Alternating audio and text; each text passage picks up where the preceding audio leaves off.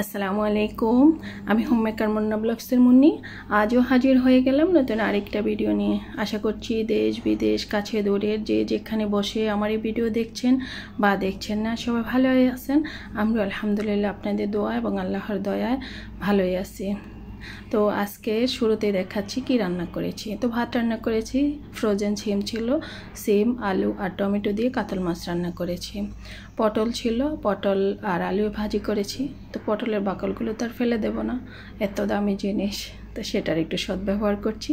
আর সেটা দিয়ে এই যে ভর্তা করে নিয়েছি, সাথে রসুন দিয়েছি ভেজে। আর আগের একটু ডাল ছিল, এই হবে আমাদের খাওয়া দাওয়া। তো এটা হচ্ছে গিয়ে গতকালের ভিডিও। তো গতকাল আমি আর একটা কাজ করেছি, আর এই যে এখন ঝাড়ু করতেছি, ময়লা দেখাচ্ছি। ভাবতেছেন কেন দেখাচ্ছি এসব।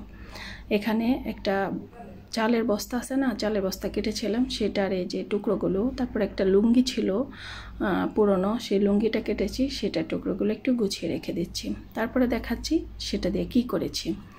আর এই যে দেখেন একেবারে জিরো বাজেটে আমার রান্নাঘরের জন্য এই সেলফটার জন্য একটা প্লেসমেন্ট বানিয়ে নিলাম। তো কিভাবে বানিয়েছি সেটা অবশ্যই শেয়ার করব না, কেবল এই যে দেখেন মানে ছালাটাকে আর বা বস্তাটাকে কেটে, এখানে 25 কেজি চালের একটা বস্তা ছিল, সেটাকে কেটে মাপ দিয়ে টেবিলের মতো করে নিয়েছিলাম। তো বাসায় একটাই বস্তা ছিল, আর বাকিগুলো কিন্তু আমি আমার যে শ্বশুরবাড়িতে পাঠিয়ে দিয়েছি, কারণ মাঝে মাঝে কাঁঠাল টাঠাল আনতে হয় তার জন্য। তো টেবিলটাকেও গুছিয়ে নিলাম আর প্লেসমেন্টটা বানিয়ে নিলাম। আর পেছনের সাইডে কিন্তু বা নিচের সাইডে কিন্তু আমি লুঙ্গি দিয়েছি, যে লুঙ্গিটা যে বললাম পুরনো লুঙ্গি ছিল, আর লুঙ্গিটা স্টেপ লুঙ্গি থাকায় আমার কাছে কেন জানি ভালো মানে মনে হচ্ছিল যে এটা দিলেই বেশি ভালো লাগবে, তার জন্য আমি সেটা অবশ্য নিচের দিকে দিয়ে দিয়েছি। আর রান্নাঘরটা তো আমার কাছে খুব ভালো লাগতেছিল, তার জন্য আপনাদের সাথে এভাবে দেখাচ্ছি। জানি না কার কেমন লেগেছে, তবে আমার কাছে তো ভালো লেগেছে। এই যে দেখেন নিচের সাইডে কিন্তু লুঙ্গি। তো ভেবেছিলাম একটু কাজ করে নেব, তো পরে সেটা করব কি করব না অবশ্যই দেখাবো। আর এটা যদি আপনি বিছিয়ে রাখতে চান তাহলে তো বিছিয়ে রাখা যাবে, আর নয়তো ভাঁজ করেও একপাশে রেখে দেওয়া যাবে। তারপরে দেখেন কি শান্ত পরিবেশ। রেমেল তো তার তাণ্ডব কাহিনী বা তাণ্ডব নৃত্য দেখিয়ে গেছেন। তারপরে দেখেন কি অবস্থা, পানি টইটুম্বর হয়ে গিয়েছে পুকুরটাতে। গাছের পাতাগুলো কত সুন্দর সবুজ, মনে হচ্ছিল না যেন এর উপর দিয়ে কিছু একটা গিয়েছিল। তো এইসব শান্ত পরিবেশটা দেখে নিলাম। আর এদিকে আমি এসে দেখে আমার মেয়ে কাঁঠালে বিচি ভাজতেছিল, তো সেটা একটু ভিডিও করে নিলাম। আর কেউ প্লিজ যাবেন না, আমি যে প্লেসমেন্টটা বানিয়ে নিয়েছিলাম সেটার কি কাহিনী হয়েছে সেটা একটু দেখে যান প্লিজ। আশা করছি ততক্ষণ পর্যন্ত আমার সাথেই থাকবেন। তো কাঁঠালের বিচিগুলো কিন্তু ভালোই ভাজা হচ্ছিল। তো এটা হচ্ছে গিয়ে কিন্তু দুপুরের একটু পর, বিকেলের একটু আগে দিয়ে আর কি। তারপরে এই যে ছাদে কাপড় চোপড় মেলে দেওয়াতে দেখেন আরেক নৃত্য নেচে গেছে বাতাসে। আমি তো মনে করেছিলাম শান্ত পরিবেশ, আপনাদেরকেও দেখিয়ে দিয়েছিলাম কত শান্ত। কেবল হিজাবগুলো আমি গিট্টু দিয়ে রাখায় সেগুলো থেকে গিয়েছে তারের মধ্যেই, আর ক্লিপ খোলে আর ও চাদর কাপড় চোপড় যা আছে সব কিছু নিচে পড়ে গিয়েছিল।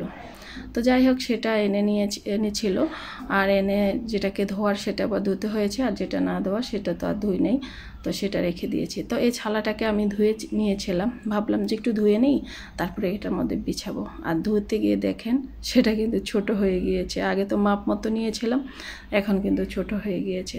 তো আপনারা যে কাজটা করবেন, কারোর কাছে যদি আমার এই আইডিয়াটা ভালো লেগে থাকে তাহলে আপনারা করবেন কি, আগে ছালাটা ভালোভাবে ধুয়ে নেবেন বা বস্তাটা ভালোভাবে ধুয়ে নেবেন, তারপরে এটাকে টান করে মানে ভাঁজ করে রেখে দিবেন একদিন।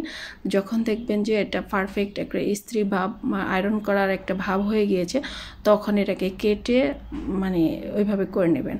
আর এই মানে স্টেপ লুঙ্গিটা দেওয়ার কারণে কিনারে কিন্তু একটা পাইপিংটা খুব সুন্দর হয়েছিল। তা আমার কাছে তো ভালোই লেগেছিল, কিন্তু সেটা ছোট হয়ে যাওয়ার মনটা খুব খারাপ হয়ে গিয়েছে। তো আপনারা কিন্তু আমি বললাম তো, আমি আমার ভুলটাও দেখিয়ে দিলাম, আর যেভাবে মানে কিভাবে করেছি বা মানে কি জিনিস দিয়ে করেছি সেটাও দেখিয়ে দিয়েছিলাম। আশা করছি আপনাদেরও কাজে লাগতে পারে। তো আর বলে দিলাম ভুলটা কী ছিল, সেটাও আপনাদের একটা টিপস হিসেবে কাজ হতে পারে। তো যাই হোক, সে ততক্ষণ পর্যন্ত তো ছিলেন, এতক্ষণ পর্যন্ত কি ছিলেন আপনি? যদি থেকেই থাকেন তাহলে কিন্তু বাকিটুকু দেখে যান আমি পটলের দোলমা করছি কিভাবে সেটা। তো মাছ তো আমি লবণ, হলুদ, আদা, রসুন পেস্ট দিয়ে জাল করে নিয়েছি। আর পটলগুলোকে ছেঁচে তারপরে ভিতর থেকে দেখতে পেলেন একটা চামচ দিয়ে ভিতর অংশটুকু বের করে নিয়েছি। তারপরে ভিতর অংশটুকু তো আমি ফেলে দেবো না, সেটার একটু স্বাদ ব্যবহার করব। তাই সরিষার তেলের মধ্যে পেঁয়াজ, কাঁচামরিচটা ভেজে নিয়ে রসুন আর একটু আদা পেস্ট দিয়ে দিয়েছি। তারপরে হচ্ছে গিয়ে টমেটো দিয়ে দিলাম, সেটা অবশ্য ফ্রোজেন করা ছিল। তারপরে এই যে পটলের ভিতরের যে অংশটুকু ছিল সেগুলো দিয়ে দিচ্ছি। তারপরে একটু হলুদ, লবণ, মরিচ, জিরা, ধনিয়ার গুঁড়া সব মশলাই দিয়ে দিয়েছি। তো এখানে চাইলে গরম মশলাটাও দিতে পারেন, তাতে মন্দ হবে না। তারপরে এটাকে ভালোভাবে কিন্তু আমি তেলের মধ্যে ভেজে নেব, মানে বা যেন কাঁচা গন্ধটা একদমই না থাকে। তারপরে এটা ঠান্ডা করে ব্লেন্ড করে নেব। এটা দিয়ে হবে কি গ্রেভি তৈরি করব। তো আর হচ্ছে গিয়ে আমি পুরটা যে তৈরি করব ভিতরের দোলমার, তো মাছটা তো আমি লবণ, হলুদ, আদা, রসুন পেস্ট সব কিছু দিয়ে একটু দিয়ে আমি কিন্তু সেদ্ধ করে নিয়েছিলাম। তারপরে ভালোভাবে কিন্তু কাটা বেছে নিতে হবে। তো আমার ভালোভাবে কিন্তু কাটা বাছা হয় না, সেটা দেখেই বুঝতে পারবেন। তারপরে আবারও আমি পেঁয়াজ ভেজে নিয়েছিলাম তেলের মধ্যে। তারপরে যা যা মশলা দেওয়ার, একেবারে গরম মশলা হইতে একবার সব মশলাই একটু করে দিয়ে দিয়েছি। আদা, রসুন, জিরা, ধনিয়া, লবণ, হলুদ, মরিচ সব কিছুই দিয়ে দিয়েছি। তারপরে আমি যে খুঁটে রাখা মাছগুলো ছিল সেগুলো দিয়ে দিলাম। আর ওই যে দেখেন আমি কিন্তু এখনও কাটা তুলে নিচ্ছি। ভাজতে দেখবেন যে কাটাগুলো আপনার দিকে তাকিয়েছে, তখন সেটাকে তুলে ফেলে দিবেন। তা আমিও সেটাই করে নিয়েছিলাম। আর একটা আলু, মাঝারি সাইজের আলু আমি সেদ্ধ করে ম্যাশ করে তার সাথে দিয়ে দিলাম। তারপরে একেবারে ভাজা করে মানে নামিয়ে নেব। তো এই পর্যায়ে আমি আবারও একটু গরম মশলা দিয়ে দেব। আর টেস্ট নিয়ে দেখলাম যে লবণ একটু কম হয়েছে, তো লবণটুকু দিয়ে দিলাম। তারপরে এই যে ভাজা করে নিচ্ছি। ভাজা হয়ে গেলেই কিন্তু আমি নামিয়ে নেব। আর এই যে এখন দেখলেন যে দিলাম, এটা হচ্ছে গিয়ে গরম মশলা পাউডার, তাহলে একটা সুন্দর গ্রান আসবে। তো এই তো আমার এটাও ভাজা হয়ে গেল। তারপর এটাকে ঠান্ডা করার জন্য রেখে দেব কতক্ষণ। তারপরে এই তো ঠান্ডা করার জন্য রেখে দিয়েছিলাম। ঠান্ডা হয়ে গিয়েছে, মেয়েকে বললাম টুথপিক দেওয়ার জন্য, তো মেয়ে টুথপিক দিয়ে দিল। আর এই টুথপিকগুলো খান সাহেব সৌদি আরব থেকে এনেছে, প্রত্যেকটা একটা কাগজের মধ্যে মোড়ানো ছিল, তো সেটা বের করে নিল। আর এই দিকে আমি পটলের যে খালি ঠোসটা ছিল সেটার মধ্যে মাছের পুরটা ঢুকিয়ে নিলাম। আর একটু মাছের পুর থেকে গিয়েছিল, সেটা রেখে দিলাম, সেটা মেয়ে নাকি খাবে। তারপরে এই যে উপরে ঢাকনা দিয়ে একটা টুথপিক দিয়ে ফিক্সড করে দিচ্ছি যাতে খুলে না যায়। তো এখানেও কিন্তু আমি একটা ভুল করেছি, সেটা রান্না করতে গিয়ে কিন্তু বুঝতে পেরেছি, সেটা আপনাদেরকে অবশ্যই বলে দেব। তো আপনারা কিন্তু আমার মতো ভুলটা করবেন না। তো আমি তো জানতাম না, তার জন্য সেই ভুলটা করেছি।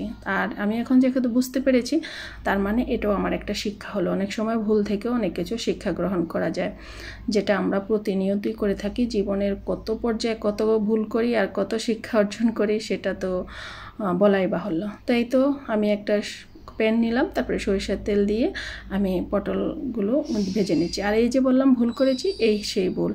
এভাবে যখন আমি পুর ঢুকানোর পর ভেজে নিচ্ছিলাম, তখন কিন্তু পুরটা বের হয়ে আসছিল, কারণ পটলটা চুপসে যাচ্ছিল, তার জন্য ভিতর থেকে এসব বের হয়ে যাচ্ছিল। তো আপনারা কি করবেন, যখন পটলের ভিতরের অংশটুকু বের করে দিবেন, তখন খালি পটলটাই তেলের মধ্যে ভেজে নেবেন, একটুও লবণ দিবেন না, তাহলে কিন্তু লবণ দিলে একেবারে পানি বের হয়ে যাবে, তখন চুপসে যাবে আরও বেশি, তখন আর ঢোকাতে কষ্ট হয়ে যাবে।